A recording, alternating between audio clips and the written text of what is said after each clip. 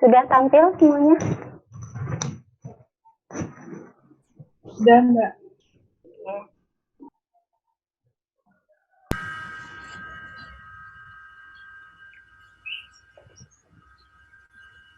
Baik, Assalamualaikum warahmatullahi wabarakatuh. Waalaikumsalam warahmatullahi wabarakatuh. Selamat pagi, Prof. Edi. Selamat pagi, teman-teman semuanya. Sehat ya hari ini ya?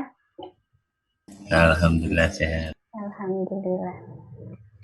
Baik, langsung saja. Jadi materi hari ini yang akan kita bahas itu tentang pengertian dan prinsip-prinsip penilaian kelas.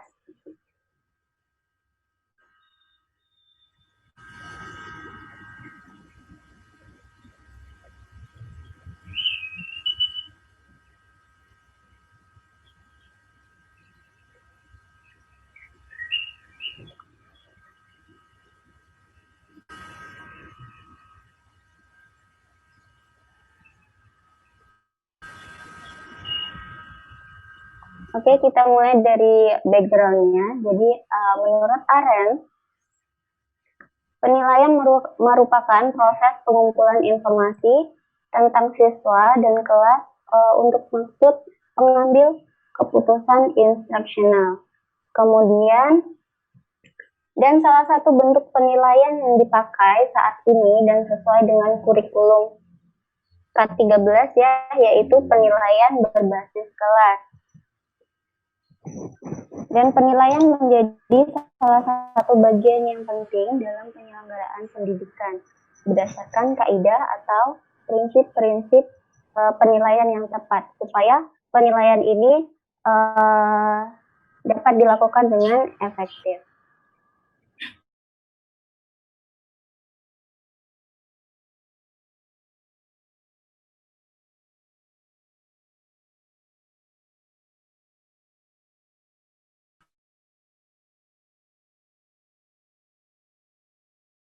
Jadi yang akan kita bahas dari menurut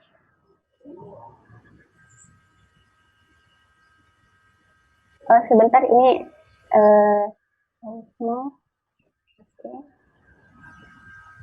Oke. Jadi menurut Supiono dalam Magdalena DKK, penilaian berbasis kelas merupakan serangkaian kegiatan mencari ataupun mendapatkan informasi mengenai proses dan hasil belajar peserta didik dengan tingkat kompetensi yang telah ditentukan. Sedangkan menurut Arifin, penilaian berbasis kelas dapat diartikan sebagai suatu proses pengumpulan, pelaporan, dan penggunaan data dan informasi tentang hasil belajar peserta didik untuk menetapkan tingkat pencapaian dan penguasaan peserta didik terhadap tujuan pendidikan yang telah ditetapkan. Sedangkan menurut Citan dan dalam bukunya Pak Mardapi, kegiatan penilaian dalam proses pembelajaran itu perlu diarahkan pada 4 hal. Ada penelusuran, pengecekan, pencarian, dan penyimpulan. Nah, di tahap penelusuran, jadi pendidik menelusuri apakah proses pembelajaran telah berlangsung sesuai dengan yang direncanakan. Dan pendidik mengumpulkan informasi sepanjang satu semester itu apakah untuk memperoleh gambaran tentang pencapaian belajar peserta didik. Kemudian di tahap pengecekan, pendidik berusaha memperoleh gambaran menyangkut kemampuan peserta didik. Jadi pendidik mengecek apakah materi apa yang sudah dikuasai, kemudian materi apa yang belum dikuasai. Kemudian di tahap selanjutnya ada pencarian, di mana pendidik menemukan penyebab kekurangan yang muncul selama proses pembelajaran. Jadi pendidik bisa mencari solusi untuk mengatasi kendala-kendala yang timbul selama proses pembelajaran berlangsung. Kemudian tahap keempat yaitu penyimpulan. di mana pendidik menyimpulkan tingkat pencapaian belajar peserta didik.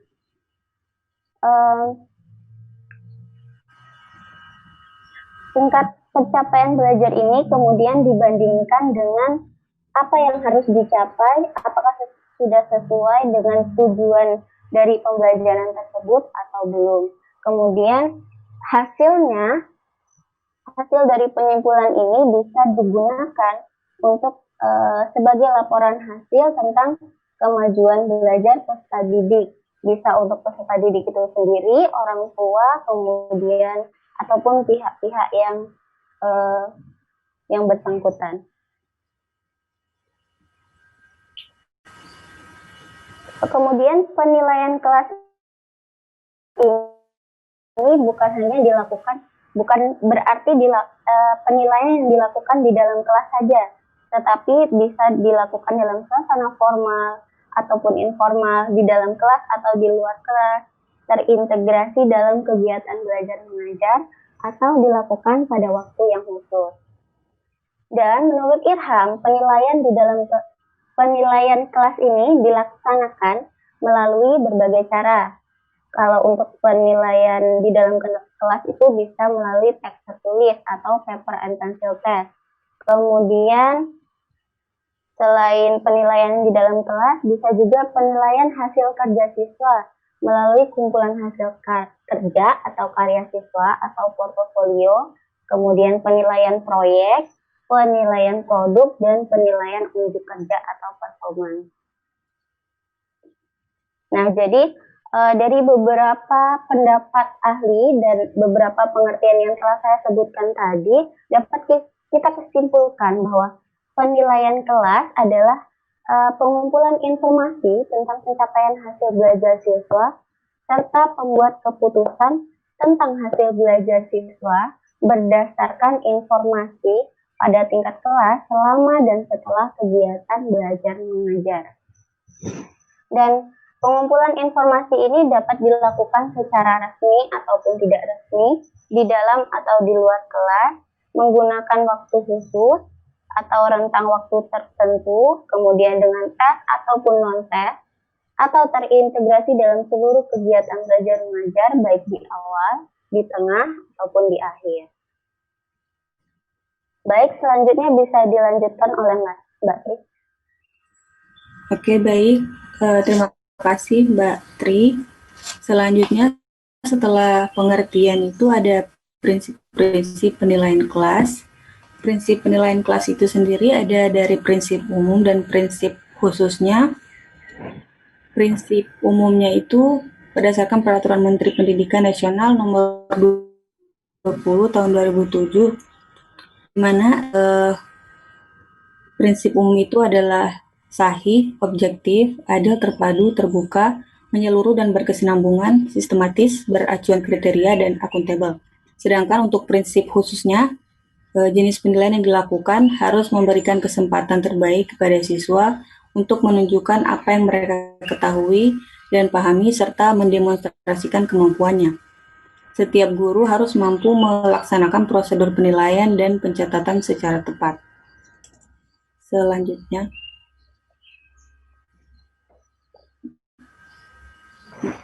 oke. Sedangkan di dalam Pusat Kurikulum Departemen Pendidikan Nasional dikatakan bahwa prinsip-prinsip dalam melaksanakan penilaian kelas guru itu sebaiknya yang pertama memandang penilaian dan kegiatan pembelajaran secara terpadu, yang itu berarti penilaian itu terintegrasi dalam proses pembelajaran. Yang kedua itu mengembangkan tugas-tugas penilaian yang bermakna. Yang berikut mengembangkan strategi yang mendorong dan memperkuat penilaian sebagai cermin diri. Yang berikut melakukan berbagai strategi penilaian, artinya tidak hanya dari satu jenis metode atau sekian, melainkan dilakukan dengan berbagai penilaian, berbagai strategi penilaian. Yang berikut mempertimbangkan berbagai kebutuhan khusus peserta didik. Yang berikut itu mengembangkan dan menyediakan sistem pencatatan yang bervariasi dalam pengamatan kegiatan peserta didik. Ini seperti menyangkut rubrik seperti itu.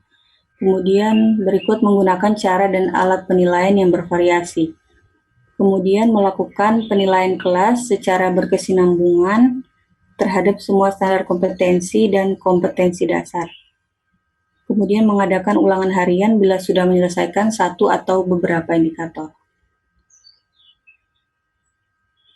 Jadi kesimpulannya, penilaian kelas merupakan pengumpulan informasi tentang pencapaian hasil belajar siswa serta pembuatan keputusan tentang hasil belajar siswa berdasarkan informasi pada tingkat kelas selama dan setelah kegiatan belajar mengajar atau KBM. Pengumpulan informasi dapat dilakukan secara resmi ataupun tidak resmi di dalam atau di luar kelas menggunakan waktu khusus atau rentang waktu tertentu dengan tes atau non-tes atau terintegrasi dalam seluruh kegiatan belajar mengajar baik di awal, tengah, atau akhir. Dan berdasarkan beberapa teori prinsip penilaian kelas yang komprehensif mengacu pada prinsip umum penilaian kelas, yakni menurut Peraturan Menteri Pendidikan Nasional Nomor 20 Tahun 2007, yakni sahih, objektif, adil, terpadu, terbuka, menyeluruh, dan berkesinambungan, sistematis, beracuan kriteria, dan akuntabel. Terima kasih. Sekian presentasi dari kelompok kami. Bagi kelompok pembahas dan teman-teman yang ingin menanggapi, dipersilahkan.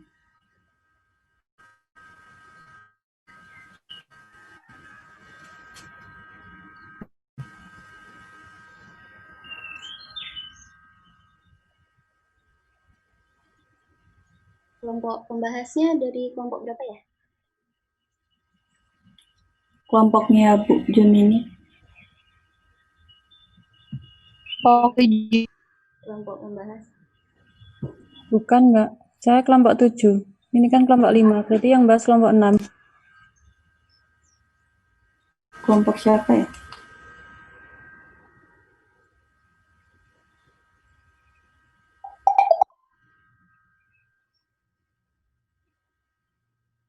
Kayaknya Mbak Sri Nirwada salah ketik ya. Harusnya kelompok 6 ya. Salah ketik. Maksudnya? Bagaimana ya, Mbak? Mbak siapa yang...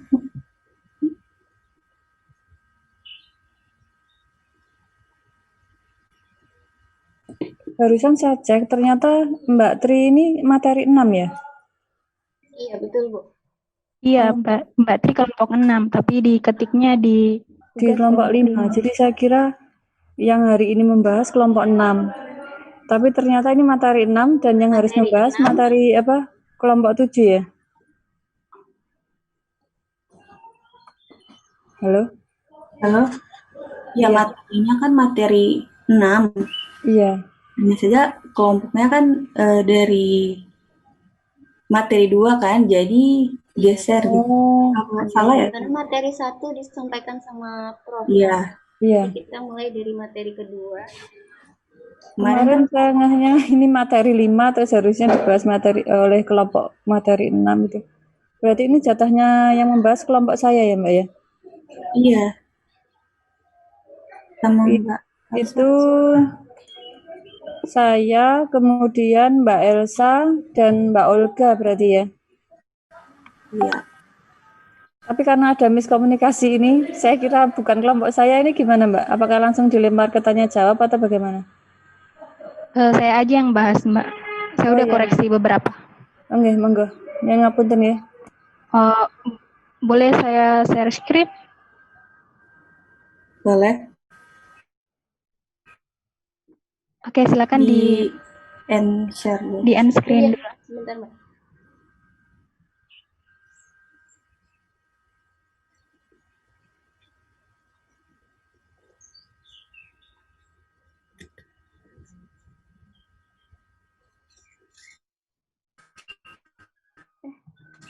Mbak Tri?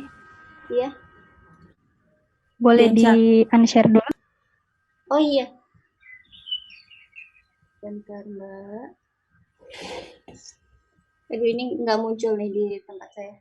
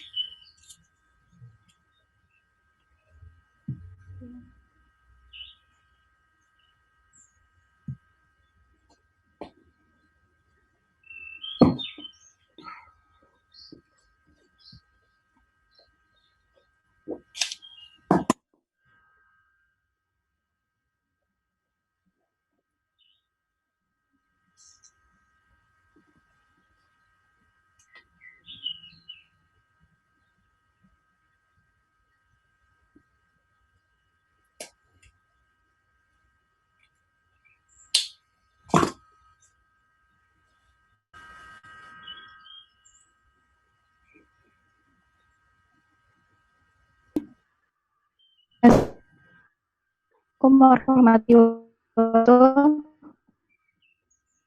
Waalaikumsalam warahmatullahi.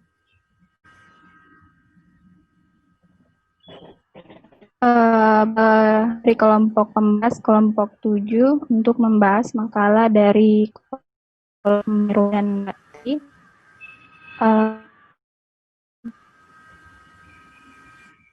secara umum saya sudah baik dan terus kemudian ada beberapa bagian bisa dijadikan saran atau masukan. Nah, yang pertama saya mulai di latar belakang, bisa dilihat di sini di paragraf 1, kita mulai dari ini, kualitas pendidikan selalu dilihat pada kemampuan lulusan suatu jenjang, ya, sampai ini. Apakah ini pendapat subjektif pemakalah atau pendapat orang lain? Mengapa sampai bisa menyimpulkan hal yang seperti ini? Kemudian yang selanjutnya beberapa seperti pengutipan ini harusnya di sini Johnson & Johnson dalam Mardapi 2020. Kemudian beberapa typo atau kesalahan kata, ini penyelenggaraan. Ya, itu kemudian di bab 2 pengembangan ada beberapa typo lagi sedikit. Kemudian di paragraf pertama, di sini terpotong ya kalimatnya, seharusnya tidak ada tanda titik di sini. Karena kalau ada tanda titik berarti kalimatnya tidak bermakna. Jadi sedangkan menurut Direktorat Pembinaan Sekolah Menengah Pertama, penilaian adalah, itu saran saya saja, tanda titik ini kecil tapi berpengaruh pada makna kalimat yang ingin Anda sampaikan dalam makalah. Ya, ini masih ada kesalahan kata. Kemudian Padin D, bagian pengecekan. Ini mungkin bahan kata atau skema untuk mat, mungkin dapat salah ketik. Maaf, Mbak, untuk agak tiap putus. pekan ya. Iya, Putus, maaf. dari ulang. Diulang. Bukan yang terakhir Ini tadi. bagian B. Ini nih terhadap, harus terdapat. Karena kalau pakai kata terhadap, ini ya kata. Oh ya.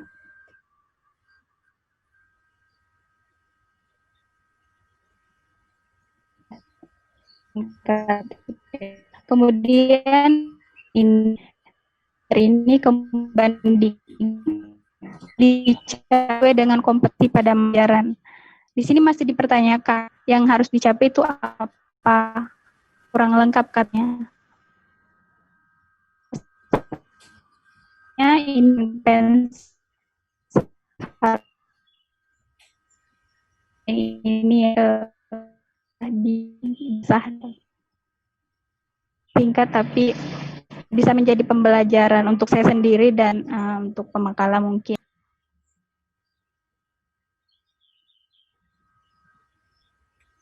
Sudah?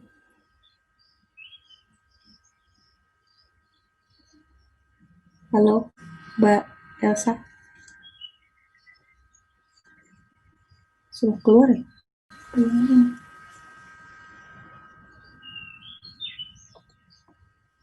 Halo? Oh, kayaknya jaringannya. Dari teman-teman yang lain mungkin ada tanggapan atau pertanyaan.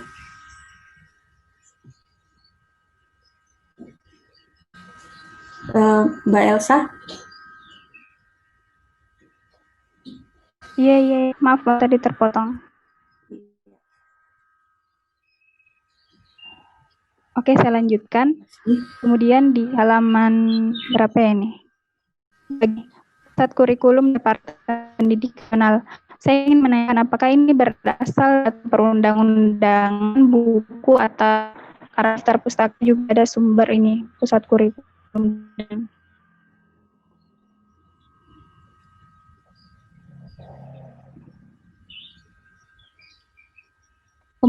Kemudian di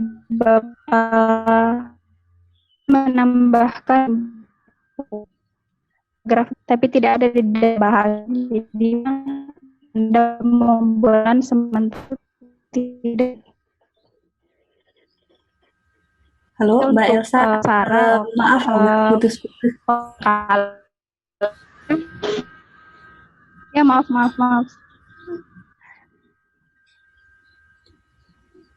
Ya, itu saja sarannya. Dan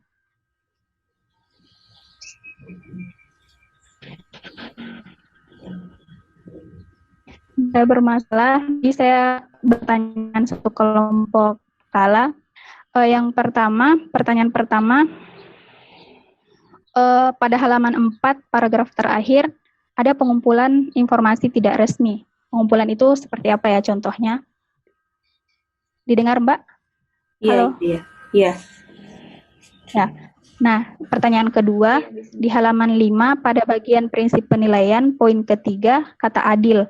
Anda membahas tentang peserta didik berkebutuhan khusus. Saya ingin bertanya, menurut Anda, bagaimana konsep penilaian adil itu berlaku di dalam kelas dengan kondisi terdapat siswa normal dan siswa berkebutuhan khusus? Itu saja. Terima kasih.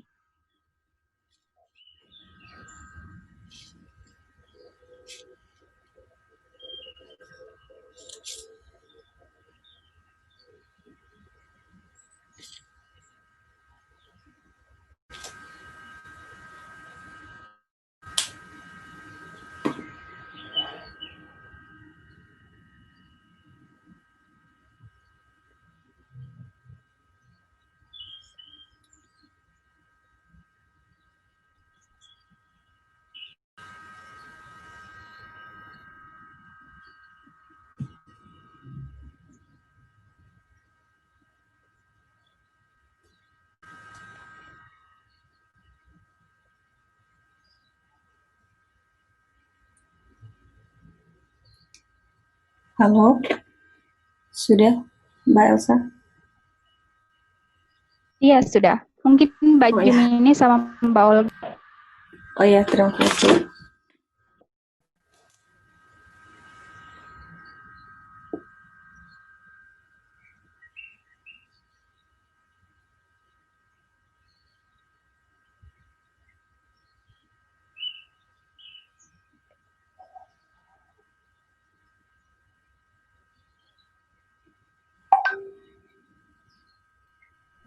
Izin Bu Jumini dulu.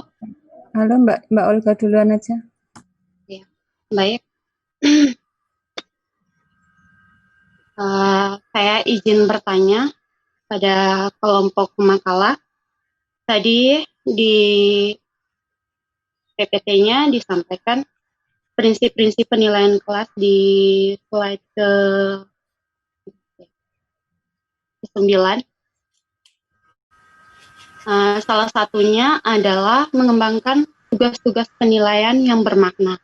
Nah, saya ingin bertanya, di situ cuma ditulis penilaian yang bermakna. Penilaian yang bermakna itu seperti apa? Kemudian melakukan berbagai strategi penilaian. Nah, strategi penilaian agar dapat dikatakan menjadi sebuah penilaian yang baik. Strategi penilaian seperti apa yang perlu dilakukan? Bagaimana prinsip-prinsipnya? Terima kasih. Baik, terima kasih.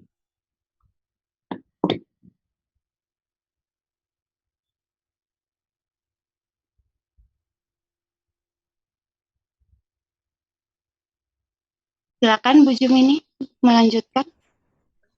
Oh iya, baik. Mbak Sri Nirwana dengan Mbak Tri tadi tentang penilaian kelas, tapi saya lihat tadi belum menyinggung mengenai yang saat ini berlaku di sekolah seperti KKM, kemudian apakah instrumen itu nanti juga seharusnya ada di unsur penilaian kelas dan itu harus bagaimana gitu? Atau mungkin nanti di kelompok selanjutnya ya? Misalkan prinsip-prinsip untuk instrumennya dalam penilaian kelas itu harus seperti apa? Apakah seperti harus ada validasi, harus ada uji coba dulu, ataukah cuma hanya sebatas mencari gaya beda, tingkat kesukaran, dan yang sekelompok dengan itu? Terima kasih.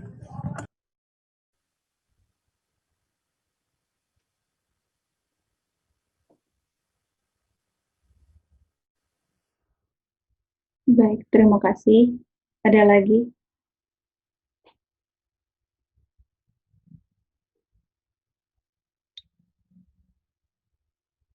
Kalau belum ada, mungkin saya bisa menanggapi yang disampaikan Mbak Elsa tadi tentang makalah.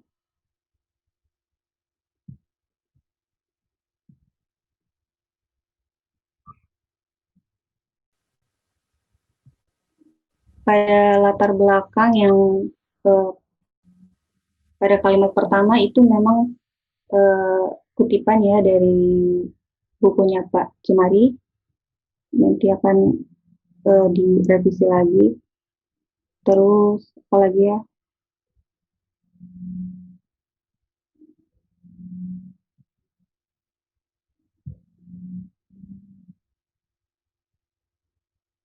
Oh ya, dan tanda titik ya itu juga salah. Mohon maaf.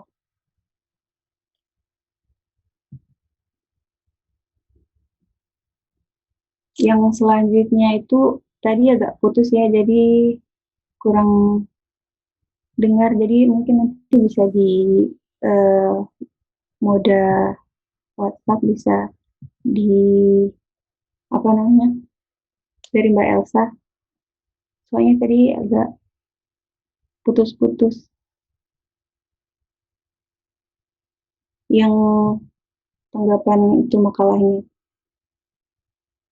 Hanya yang pertanyaan yang terakhir tadi saya dengar yang soal pengumpulan informasi yang tidak resmi itu seperti apa, dan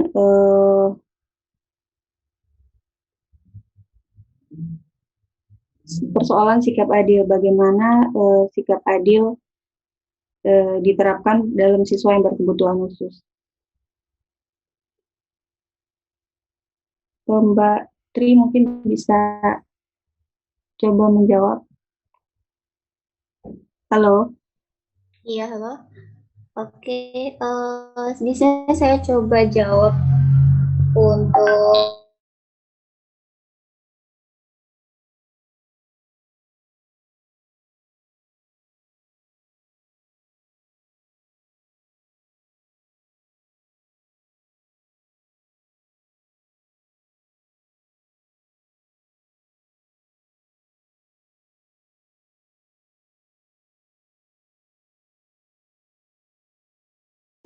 tidak resminya atau informalnya. Nah, contohnya itu seperti ketika guru mengamati atau mengobservasi kegiatan atau perilaku siswa, itu salah satu contohnya. Jadi di penilaian kelas ini banyak ininya, banyak tekniknya. Misalnya ada untuk teknik penilaian unjuk kerja, kemudian untuk penilaian sikap. Nah, mungkin saya contohkan di penilaian sikap ya. Dan untuk penilaian sikap ini kan dilihat juga di mana dia berinteraksi dengan teman-temannya, berinteraksi dengan gurunya, dan itu tidak hanya dilakukan saat di dalam kelas saja, tetapi di luar kelas juga.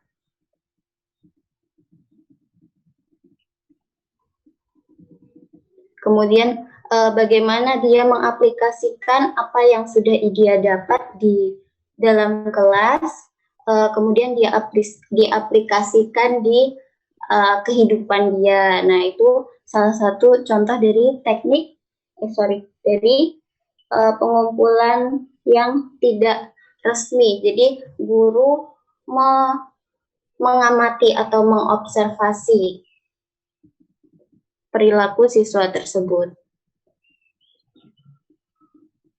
Kemudian tadi ada di sini juga kata pencapaian di halaman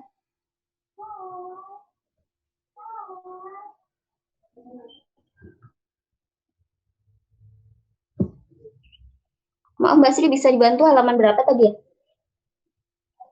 Di halaman 3 dan 4 ya, ada kata pencapaian di situ tetapi tidak jelas maksud pencapaiannya pencapaian apa gitu. Jadi pencapaian ini maksudnya pencapaian belajar siswa atau peserta didik berdasarkan misalnya kita ambil untuk misalnya di mata pelajaran bahasa Inggris, siswa harus mampu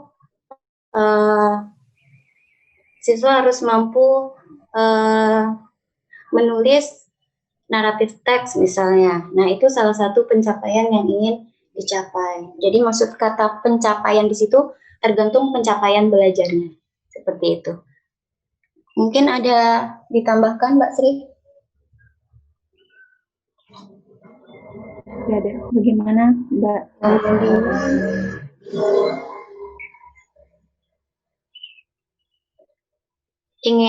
Mungkin ada tanggapan dari Mbak Elsa atau kelompok pembahas?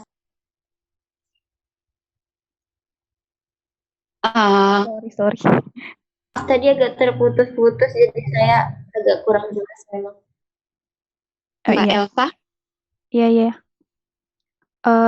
Tadi untuk penilaian tidak resmi katanya pengamatan atau observasi. Sementara jadi bagaimana seorang guru dapat memastikan penilaian itu dari penilaian tidak resmi. Sementara tadi untuk pengamatan atau observasi biasanya guru mempunyai pedoman observasi itu sendiri. Jadi saya masih belum tahu bagaimana sih penilaian tidak resmi itu bagi seorang guru dan siswa itu.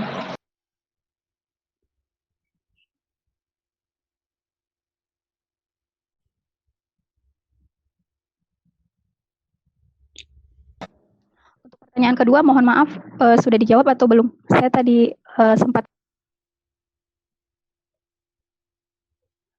Bagaimana? Pertanyaan apa, Mbak?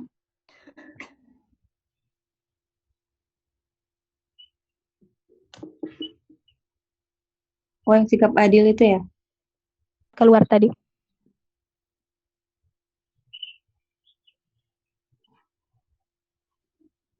Mohon maaf sebelumnya, berkebutuhan khususnya seperti apa ya? Apakah seperti apa Mbak Elsa? Boleh dijelaskan? Iya, kan di makalah Anda di situ membahas tentang contoh salah satu adil yaitu apa ya di situ? Adil artinya prinsip yang bermakna tidak menguntungkan atau merugikan peserta didik karena berkebutuhan khusus serta perbedaan latar belakang agama. Nah, dari situ saya ingin bertanya bagaimana konsep adil bagi siswa berkebutuhan khusus yang bercampur dengan siswa normal dalam satu kelas. Jadi misalnya saja berkebutuhan khususnya ini apa ya berkebutuhan khusus? Misalnya yang biasa di kelas itu ini, yang apa sih namanya? Tunarungu. Yang apa? Yang telaktif itu apa namanya lupa? Oh, Hiperaktif. otis. Ya, hiperaktif. Ya, autis. Ya. Contohnya misalnya itu.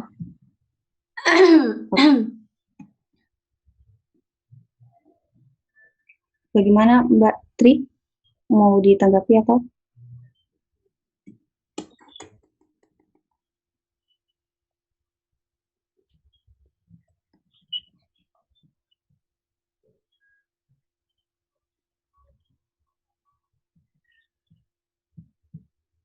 Halo?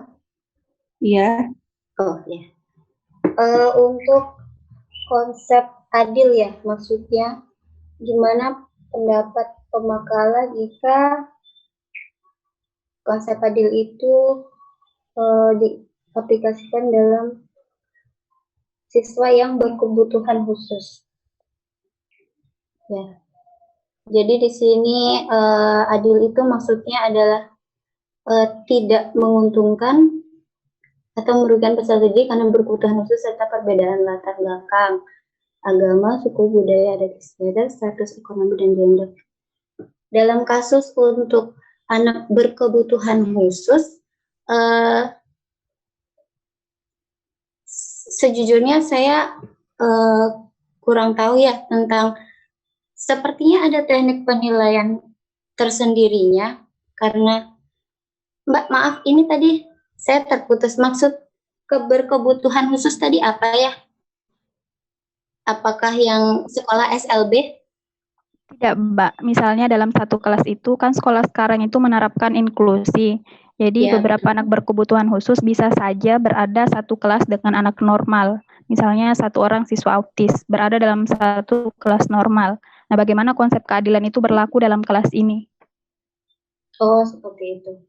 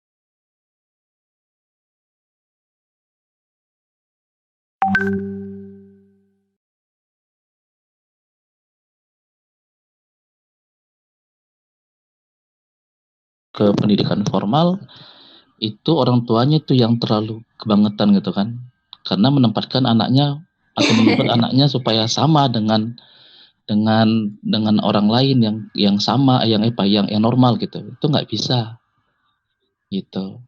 Pernah saya alami waktu saya mengajar jadi guru gitu kan, saya memperoleh anak yang secara fisiknya baik tapi secara mentalnya dia sangat kurang gitu. Mohon maaf, misalnya menuliskan kata yang, Y-A-N-G gitu kan, dia menuliskannya Y-A-N-K. Baru beberapa kata, beberapa tulisan itu dia sulit menuliskan dengan sempurna gitu. Dari SMA kelas 1 dengan saya gitu kan, masuk di materi ekonomi, kelas 2, kelas 3 begitu juga. Ya saya merasa ini anak salah masuk, secara fisik dia prima, oke gitu kan. Tapi secara mentalnya dia tidak powerful gitu. Jadi itu saya anggap rumit melakukan penilaian kepada anak itu, akhirnya kami semua para guru itu yang memaklumilah keadaan dia gitu, menaikkan kelas dengan cara bersyarat gitu kan, atau nanti dia naik kelas dengan cara pindah gitu kan, dari kelas 10 naik kelas tapi dia harus pindah gitu. Ya kebetulan kemarin saya sekolah di swasta, anak ini dipertahankan gitu. Akhirnya itu yang terjadi, penilaian kelas untuk siswa yang normal secara mental dan fisik tidak berlaku kepada si anak ini yang dia berkurangan dari sisi mentalnya gitu. Jadi itu diluruskan dulu, si anak ini salah sekolah kalau dia berkebutuhan khusus, sekolahnya bukan di pendidikan formal tapi di SLB gitu. Itu dari saya, Mbak.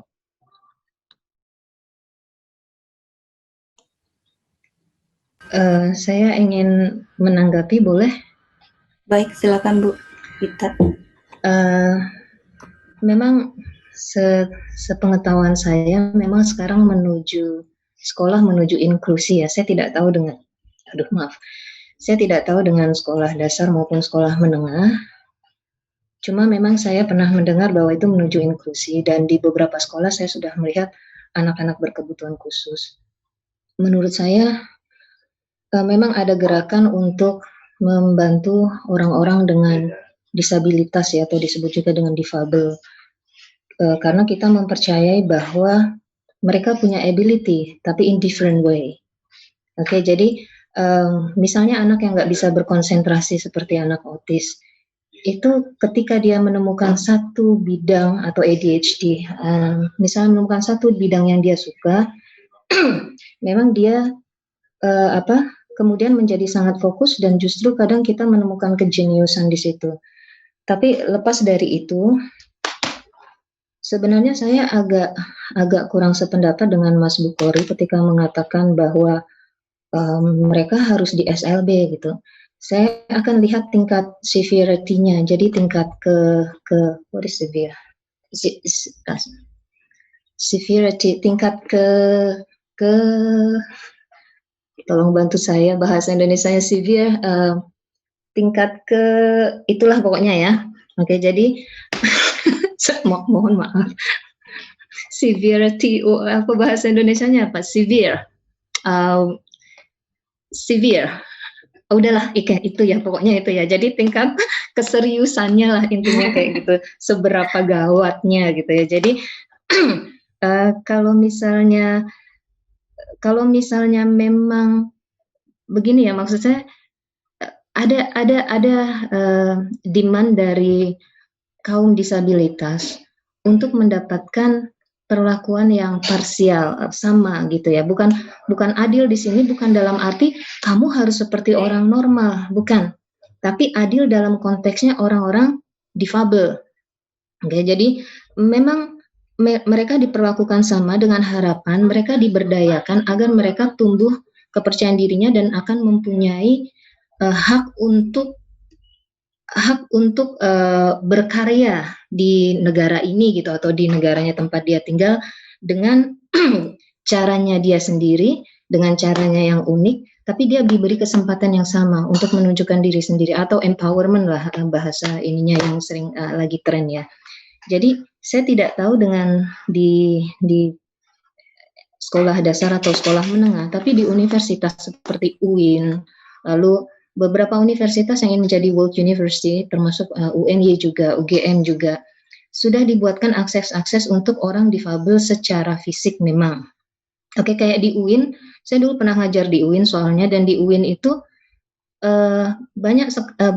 ada berapa persen memang diperuntukkan untuk mahasiswa difabel. Ada yang tuna netra, ada yang tuna rungu. Mereka dicampur satu kelas dengan orang normal, dengan anak-anak normal, mahasiswa normal. Mereka berpartisipasi sama dengan mahasiswa normal. Hanya saja memang ada instrumen-instrumen khusus yang diperuntukkan buat mereka, dan ada bantuan-bantuan yang diperuntukkan oleh mereka untuk mereka gitu ya. Jadi misalnya yang tunanetra, dia akan mendapatkan misalnya computer assisted device yang pakai sound gitu ya, pakai suara. Jadi memang akhirnya dikembangkan beberapa instrumen untuk anak-anak berkebutuhan khusus, tapi mereka mendapatkan penilaian yang sama mereka mendapatkan pengajaran yang sama, hanya saja memang ada istilahnya sesuatu yang untuk membantu, entah itu dalam bentuk buddy itu apa? Teman pendamping, oke, ataupun dalam bentuk alat khusus gitu ya. Jadi kalau misalnya anak yang, mohon maaf, mungkin saya tidak mengatakan cacat ya, saya lebih suka mengatakan difabel karena they have different ability menurut saya. Jadi kalau misalnya anak yang difabel lalu kemudian kamu difabel, kamu harus ke SLB, kamu difabel, buat saya itu justru terjadi pengkotakan ya. Jadi sebenarnya kata imparsialnya itu di sini, kata keadilannya itu di sini. Oke, jadi kecuali kalau tingkat severity-nya luar biasa sehingga dia tidak mempunyai kemampuan untuk bersosialisasi dengan masyarakat normal, saya rasa oke lah, mereka harus diterapi dulu. Tapi ketika mereka mempunyai sumber daya di mana mereka bisa berpartisipasi dalam pembangunan, dalam kegiatan sosial masyarakat, kenapa mereka tidak diberi kesempatan untuk itu? Oke, karena memang sekarang kurikulum pun juga menuju ke arah inklusif ya, yang ke arah inklusivitas. Jadi sepanjang itu tidak sangat bermasalah, biasanya dan tidak mengganggu kegiatan belajar mengajar secara signifikan, biasanya kenapa tidak kita terima? Kenapa kita tidak perlakukan mereka sama seperti memperlakukan orang normal? Hanya saja ada instrumen-instrumen tertentu yang perlu kita kembangkan untuk merealisasikan konsep inklusivitas itu. Itu sekedar pendapat saya. Terima kasih.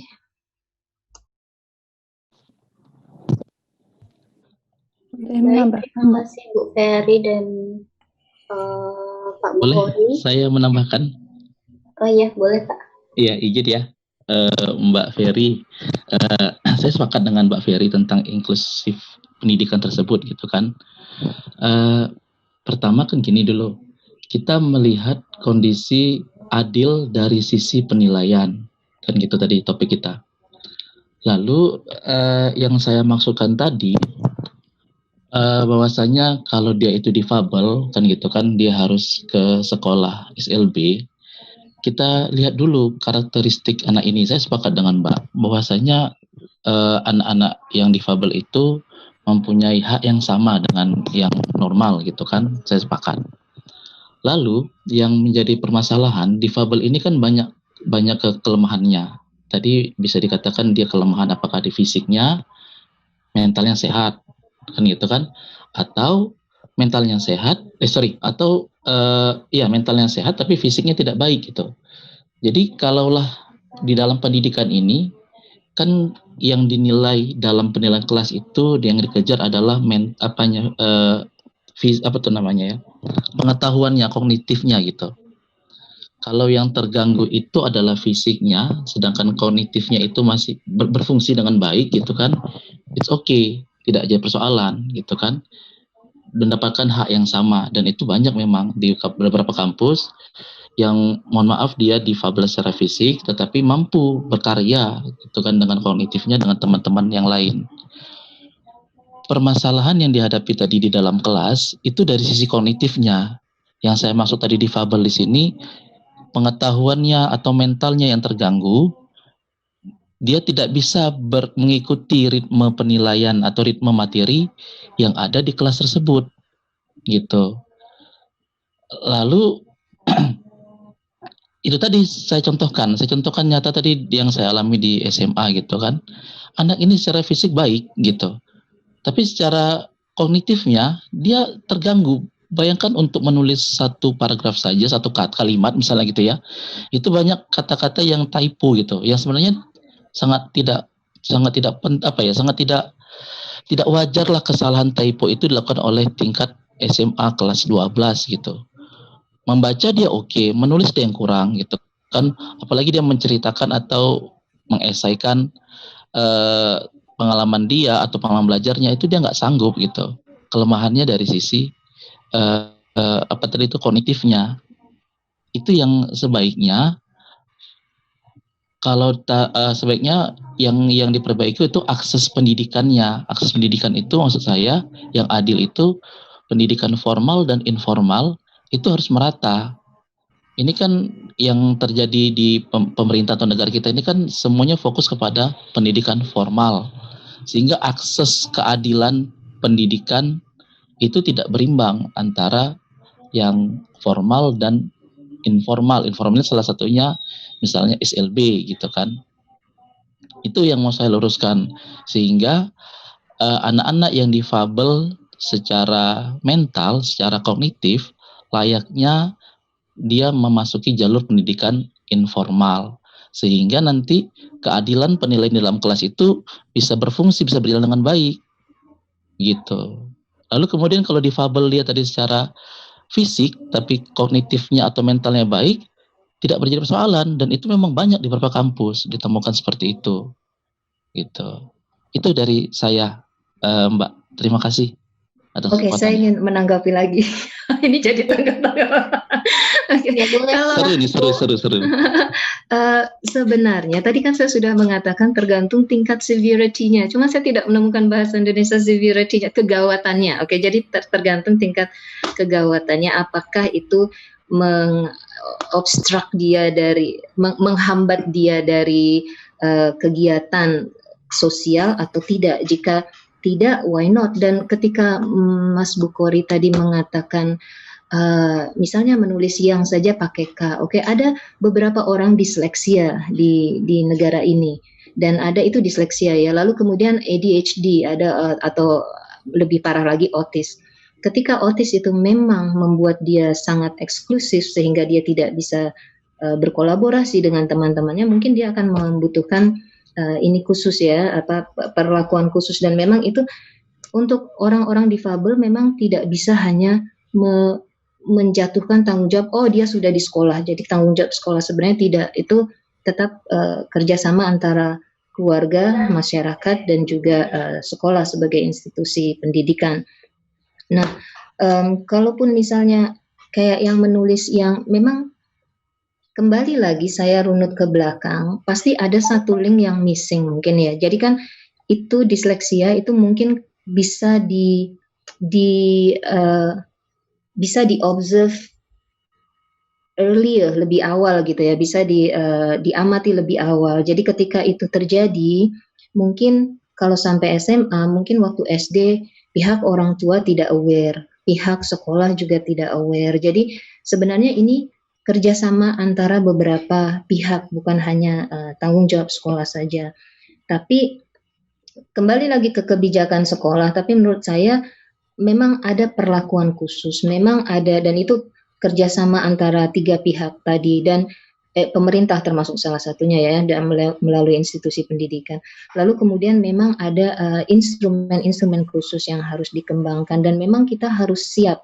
Dan sekarang kan sudah dimulai dengan universitas, memang mulainya dari universitas, karena itu salah satu syarat untuk jadi World University kan, berapa persen disabilitas itu harus diakomodir. Lalu kalau konsep adil yang saya pahami di sini, adil itu tidak harus semua rata sama rasa seperti isme sosialisme ya, bukan ya. Jadi menurut saya lebih kepada adil berdasarkan porsinya masing-masing.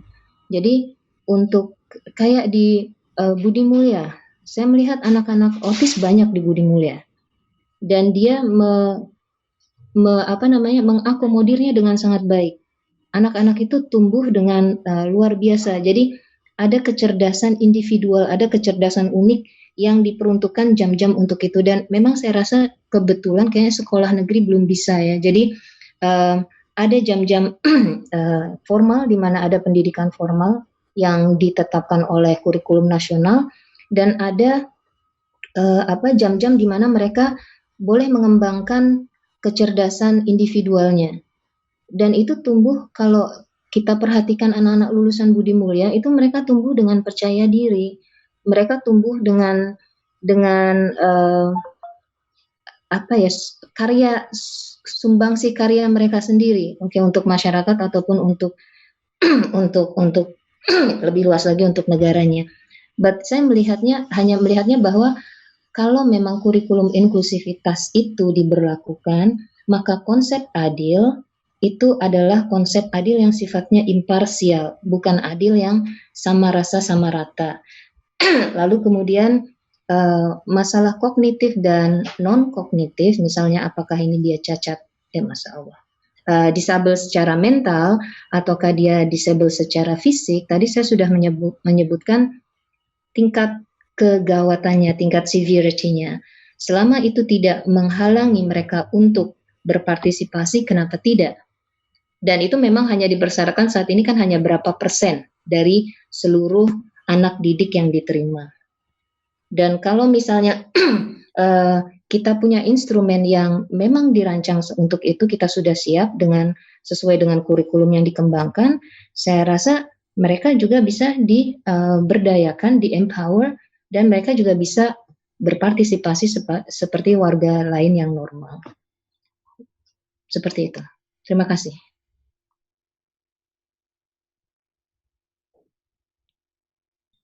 Ya, silahkan Mas Syafi. Ya, silakan Mas Ahmad.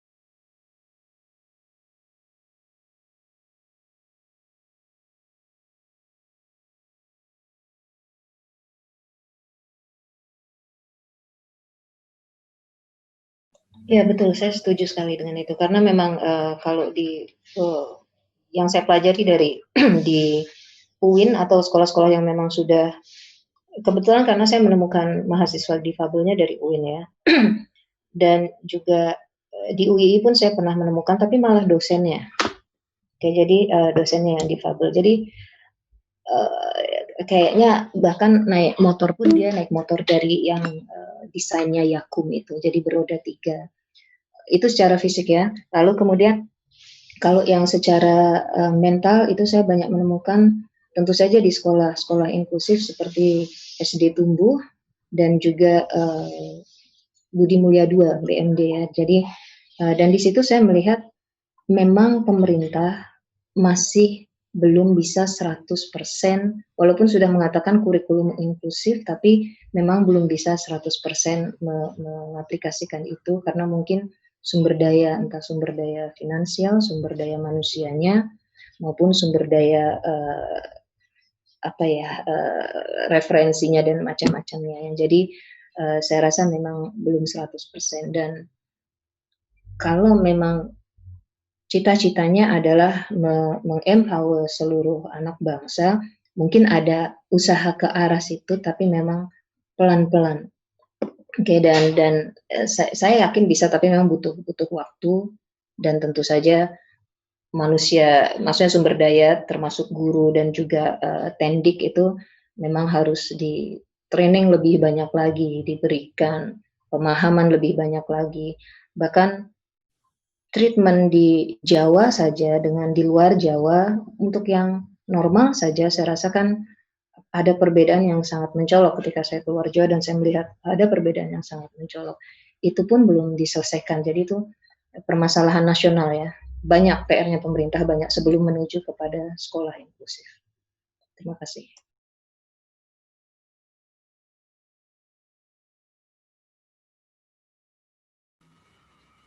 Boleh, silakan. Yang tadi bagaimana Mbak Elsa sudah?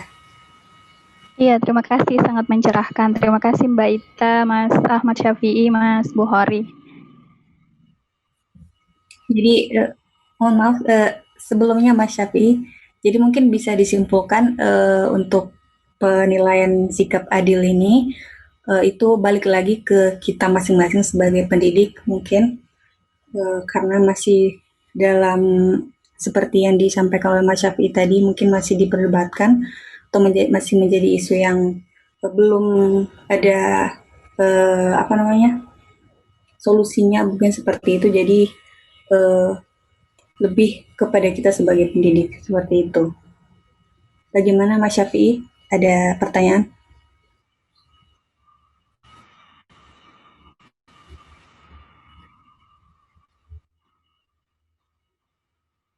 Ya.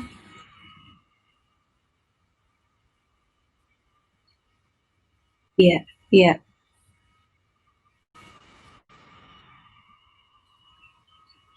Iya.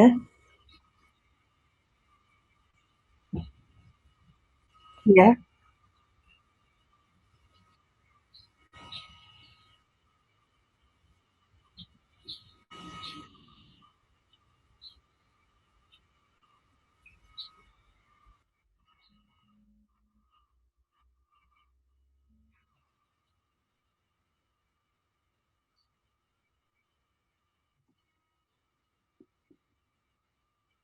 Iya, Pak.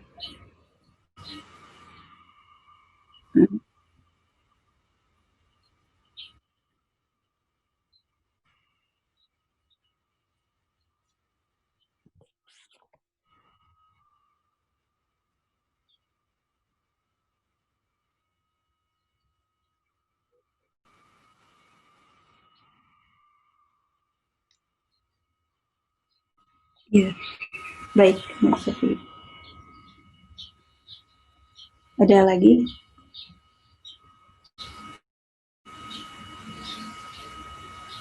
Kalau belum ada, mungkin saya akan akan coba menjawab. Iya, Mbak Yuliana. Ingin bertanya lagi. Iya.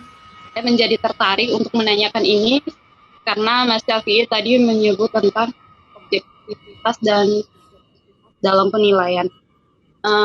Ada beberapa teman yang kadang berpikir bahwa untuk apa membuat secara penilaian, harus saja memberi saja nilai sesuai dengan gambaran kita tentang kemampuan anak sehari-hari seperti itu. Bagaimana pandangan dari kelompok pemakalah tentang ini bila dikaitkan dengan prinsip-prinsip penilaian? Mohon maaf Mbak Yuliana, bisa diulang, soalnya saya agak putus-putus ya. Baik, saya ulangi. Pertanyaan ini sebenarnya masih menyambung dari pertanyaan pertanyaan Mas Kafi'i tentang objektivitas dan subjektivitas dalam penilaian. Terkadang ada beberapa teman guru yang berpikir bahwa untuk apa membuat penilaian yang terstruktur begitu yang dianggap sulit. Iya. Nah, mereka berpandangan bahwa kita bisa saja memberikan nilai secara melihat dari kemampuan anak-anaknya secara langsung, memberikan saja nilai tanpa ada mengikuti prinsip-prinsip penilaian seperti objektivitas, sahih, dan sebagainya tadi. Bagaimana pandangan dari kelompok pemakalah tentang hal ini? Terima kasih. Iya, baik. Terima kasih. Ada lagi? Kalau belum mungkin bisa saya jawab ya.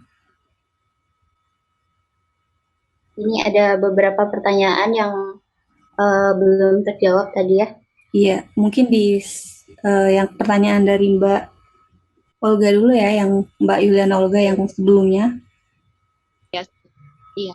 Iya, yang pertanyaan pertama tadi mengenai penilaian yang bermakna ya, dan strategi penilaian yang baik mungkin.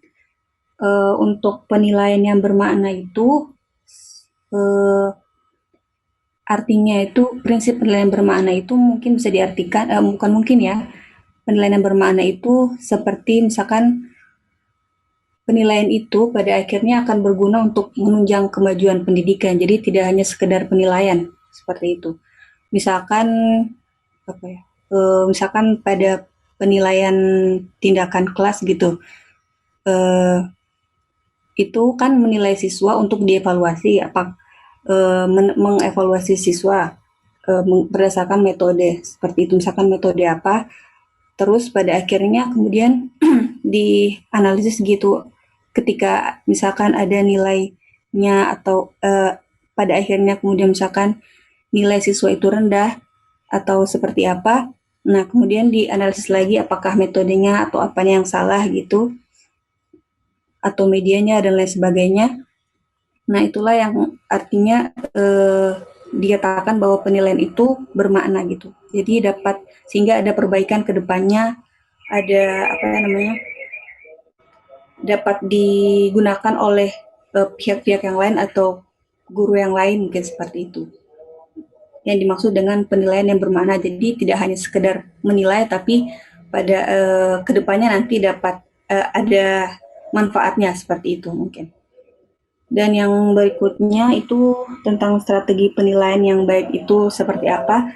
Balik lagi di materi kita ini kan tentang prinsip-prinsip ya, prinsip-prinsip penilaian. Jadi untuk strategi penilaian yang baik itu tentu saja yang mengacu pada prinsip-prinsip penilaian. Yang pokoknya atau yang utamanya itu seperti misalkan penilaian itu mesti beracuan kriteria. Beracuan kriteria itu maksudnya ya mesti sesuai rubrik, mesti sesuai dengan apa yang telah disusun oleh guru, oleh pendidik sebelumnya,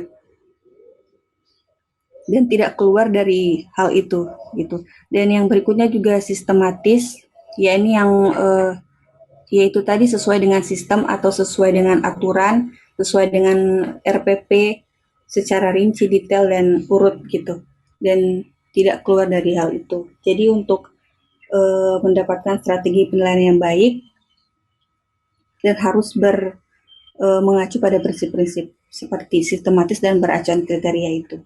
Mungkin lagi bisa ada lagi prinsip menyeluruh atau berkesinambungan. Hal itu juga bisa karena untuk mendapatkan, sekali lagi kita tahu kan penilaian itu tidak hanya dari kognitif, ada juga dari afektif dan psikomotornya. Jadi agar dapat diterapkan strategi penilaian yang baik itu mesti menyeluruh dan berkesinambungan atau bisa mencakup semua kompetensi gitu. Contoh lainnya mungkin misalkan dalam pelajaran bahasa Inggris gitu, kan yang dinilai ada 4, ada seperti berbicara, menulis, membaca, dan mendengar. Nah, dalam hal itu mesti mencakup, guru harus bisa menilai secara keseluruhan, tidak hanya satu bagian saja, seperti itu. Jadi balik lagi untuk dapat strategi penilaian yang baik itu mesti mengacu pada prinsip-prinsip penilaian, khususnya itu seperti sistematis, kemudian dia beracuan kriteria dan menyeluruh atau berkesinambungan, seperti itu. Ada tanggapan lagi dari Mbak Yuliana? Terima kasih. Iya. Saya konfirmasi apa yang penilaian yang di pertanyaan yang disampaikan Mbak Elsa, saya belum mendapatkan kesimpulan akhirnya. Jadi berarti strategi penilaian yang baik itu berarti dilaksanakan di dalam kelas ya, penilaian kelas, sementara penilaian non formal itu bukan merupakan sebuah strategi penilaian yang baik, karena kan sebuah penilaian yang baik harus sistematis, beracuan kriteria, sedangkan yang tadi saya tangkap bahwa penilaian non formal itu tidak memiliki pedoman atau panduan atau acuan. Seperti itukah? Terima kasih. Ya. Baik, terima kasih Mbak Yuliana atas tanggapannya. Jadi mungkin tadi ada sedikit soal soal penilaian yang informal tadi ya. Jadi sebenarnya kalau kita berangkat dari pengertian penilaian kelas itu sendiri, dia kan tidak hanya dilaksanakan secara tidak hanya secara formal, juga secara informalnya, secara tidak resmi juga. Jadi mengacu pada hal itu dan pengertian itu juga ada dalam prinsip-prinsip. Jadi bisa diartikan sebenarnya ini itu hal itu tetap dia mengacu pada rubrik ya, atau maksudnya sudah ada dalam tujuan guru gitu. Jadi tidak dinilai berdasarkan artinya tidak asal menilai gitu. Mungkin ada tambahan dari Mbak Tri Mulya? Iya, jadi untuk yang dihubungkan dengan penilaian informal tadi, prosesnya, jadi kita lebih lihat prosesnya. Jadi maksudnya informal itu berarti kan ketika guru tadi mau observasi gitu ya, tapi tentu saja tetap ada rubrik penilaiannya berdasarkan prinsip-prinsip yang sudah ditentukan, seperti itu.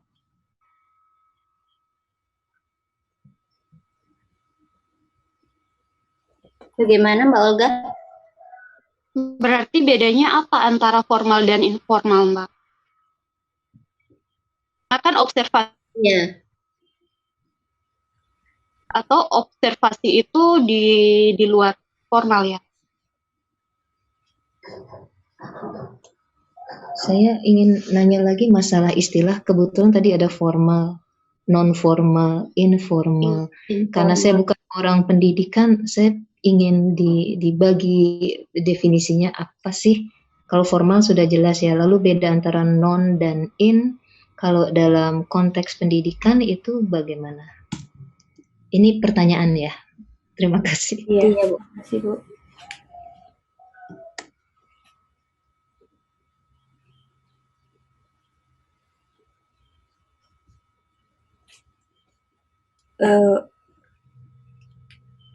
Mungkin ada feedback dari Prof. Edi mengenai hal ini.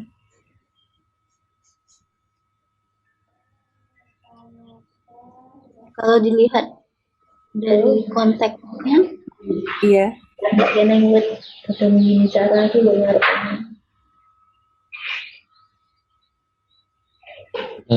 Izin teman-teman, kalau boleh saya menambahkan, sebaiknya pertama kan ini menurut hemat saya, peraturan prinsip-prinsip yang dipakai oleh pihak pemakalah itu masih dengan kementerian yang sangat lama sekali. Sudah berapa kali ganti menteri itu kan, tahun 2007. Ada yang terbaru. Kemarin ini materinya beririsan dengan materi kami, saya dengan Bang Fajar gitu kan. Di Permendikbud nomor Permendikbud tahun 2016 tentang standar penilaian pendidikan gitu. Jadi kalau seandainya gitu kan fokus ke dalam permen ini tentang standar pendidikan, topik diskusi kita mungkin bisa lebih hangat di ruang lingkup kelas batasannya. Jika ingin diperluas misalnya kan dengan pendidikan formal dan informal tadi, itu sebagai suplemen tambahan gitu. Ini saya share Permendikbudnya yang terbaru. Itu mungkin komentar dari saya menggunakan peraturan yang terbaru gitu, lebih operasional dia daripada Permendikbud yang lama gitu, Permendikbud yang lama aturannya. Itu saja dari saya, terima kasih.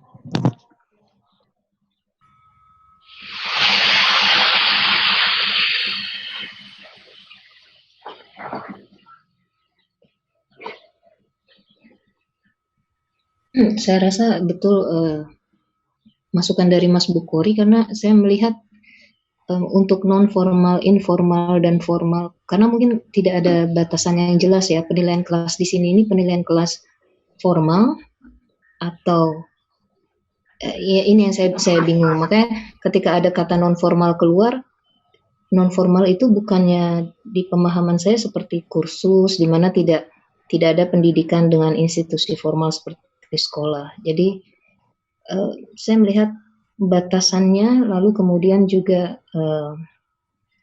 istilah-istilah ini mungkin bisa dijelaskan di awal atau didefinisikan lebih jelas. Jadi mungkin lebih ke batasan saja sih. Terima kasih.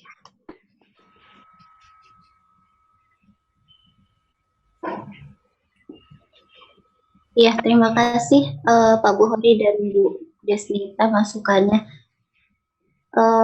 Untuk pendidikan formal dan informal ya, batasannya maksudnya.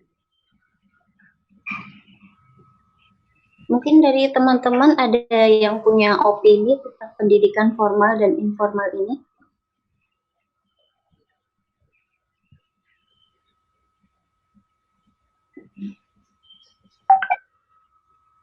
Pemakalah sendiri fokusnya di mana? Kalau untuk informal assessment ya,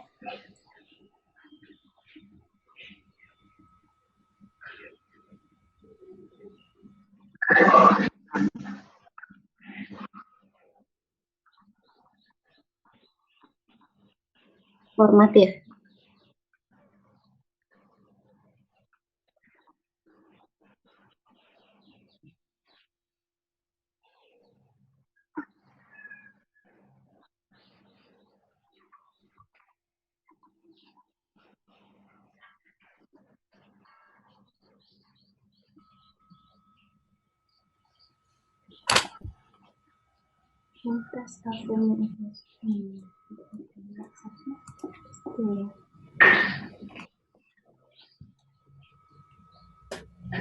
Di sini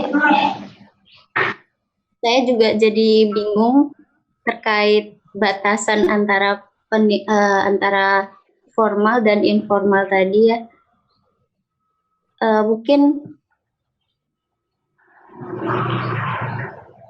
Mungkin nanti kita bisa. Kalau penilaian kelas ini difokuskan kemana? Maksud saya makalahnya, rumusan permasalahannya, lalu kemudian ini kan menjawab rumusan permasalahan. Nah, difokuskannya kemana? Karena saya melihat agak sebenarnya yang dipresentasikan kan adalah menjawab rumusan permasalahan dari makalah Mbak Tri dan Mbak Sri. Nah, di sini sebenarnya fokusnya kemana? Apakah penilaian kelasnya ini penilaian kelas formal karena ada formal, informal, non formal. Tadi kebetulan keluar, ataukah itu memang tidak sengaja keluar kata non formal? Kalau formal, informal, nah ini harusnya kan dikasih kayak batasan dulu gitu ya, definisi yang dimaksud formal apa, yang dimaksud informal apa. Kalaupun tadi ada keluar kata non formal, ini yang dimaksud non formal itu yang bagaimana? Jadi kami audiens itu bisa mendapatkan gambaran jelas di awal. Jadi ketika mau bicara ini istilahnya batasnya jelas gitu, yang dibicarakan tuh ini gitu. Oke, jadi penilaian kelas ini kegiatan yang dilakukan oleh guru untuk mendapatkan informasi. Nah, informasinya itu berlangsung selama proses belajar, baik itu tadi di proses formal ataupun informal. Nah, kemudian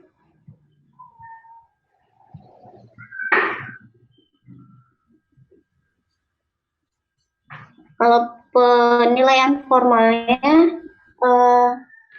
tentu ada prosedur yang spesifik ya dan sistematis, dan itu